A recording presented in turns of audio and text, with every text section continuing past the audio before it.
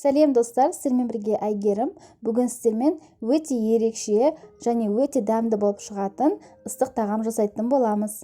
Түскі асқа болсын, кешкі асқа болсын, дайындай берсеңіздер болады. Өте дәмді болып шығады. Міндетті түрде видеоның соңына дейін қарап, менің каналыма тіркеліп, қоңырауша белгісін басып қойыңыздар. Ең алдымен біз жаңағы тартылған етімізді аламыз. Үстіне 2 пиязды ұсақтап тураймыз, немесе ет тартқыштан өткізіп алсаңыздар да болады. Дәміне қарай тұз қосамыз, және де бұрыш қосамыз. Түрлі дәмдеуіштер қоса берсеңіздер де болады. Мен қызыл бұрыш қана қостым. Қолымызбен жақсылап тұрып араластырып аламыз.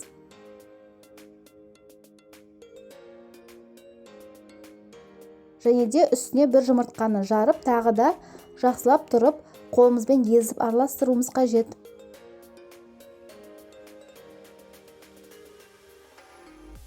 Видеода көрсетілгендей, осылай ұрғыштап шығамыз, сонда бір керкі болып шығады. Енді фаршымыздан кішкене бөліктен алып отырып, осылай видеода көрсетілгендей котлеттің формасын жасап шығамыз. Мен осылай сопақша етіп жасап шықтым. Достар, қазақ тілді контенттің дамуына және менің каналымның дамуына үлес қосуларыңызды сұраймын. Лайк басып, комментарий бөліміне өзіңіздің ой-пікірлеріңізді жазып кетіңіздер. Міне біздің котлеттеріміз дайын болды. Енді көкөністерді дайындауға кірісеміз. Бір пиязымызды алып, осылай турап шығамыз.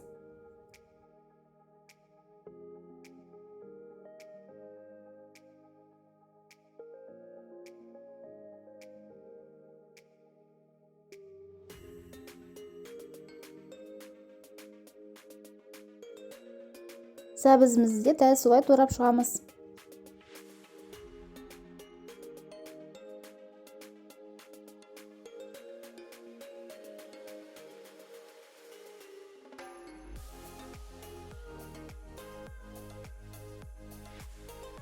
Енді картопымызды кішкене үлкендеу бөліктерге бөліп шығамыз. Мен осылай ұзынша етіп бөліп шықтым.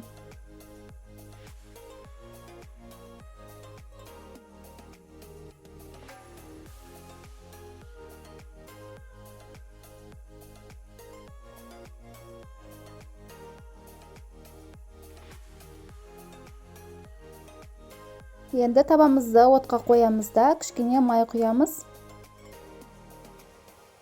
Майымызды қыздырып аламыз да, үстіне пиязымызды қуыруға жібереміз.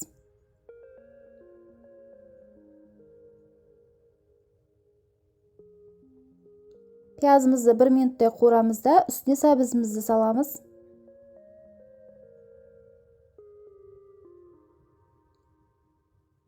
Дәміне қарай тұзын, бұрышын, дәмдеуіштер қосамыз. Мен қызыл бұрыш қостым. Қара бұрыш қоссаңыздар да бола береді. Және де томат пастасын қостым. Шамамен 1 ас қасықтай томат пастасын қостым. Жақсылап тұрып араластырамыз. Шамамен 2-3 минуттай осылай қуырып аламыз.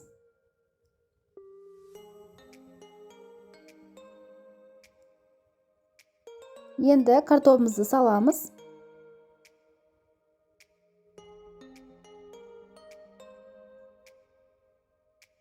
Картопқа кішкене тұз саламыз. Және картоптың өзін ғана араластырып жібереміз.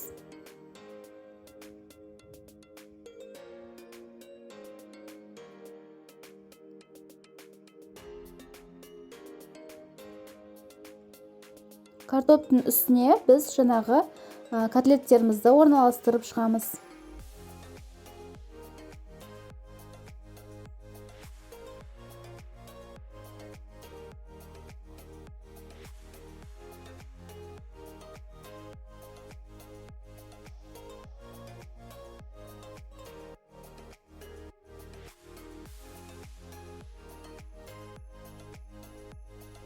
Енді үстіне суымызды құямыз.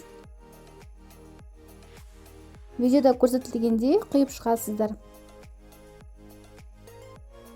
Бетін жауып, қайнағанын күтеміз. Міне бізде қайнап бастады. Осы кезде жаңағы тұзын қарайсыздар. Егер тұзы аз болса, тағы да тұз қосыңыздар. Енді астын жай отқа қойып, бетін жауып, дайын болғанын күтетін боламыз. Бәрі жұп-жұмсақ болған кезде біздің тамағымыз дайын болады. Міне бізде дайын болды. Үстіне осылай түрлі аскөктермен әсемдеп қойсаңыздар болады. Тағамымыз өте керемет болып шықты. Иісі деген енді сөзбен айтып жеткізу мүмкін емес. Міндетті түрде осы рецептпен жасап көріңіздер. Жұп-жұмсақ болып пісті. Балалар да сүйсініп жейді. Міндетті түрде осы рецептпен жасап көріңіздер. Рецепт ұнаған болса, лайк басып, комментарий бөліміне өз пікірлеріңізді жазып кетіңіздер. Сіздермен болған Әйгерім. Назарларыңызға көп-көп рахмет.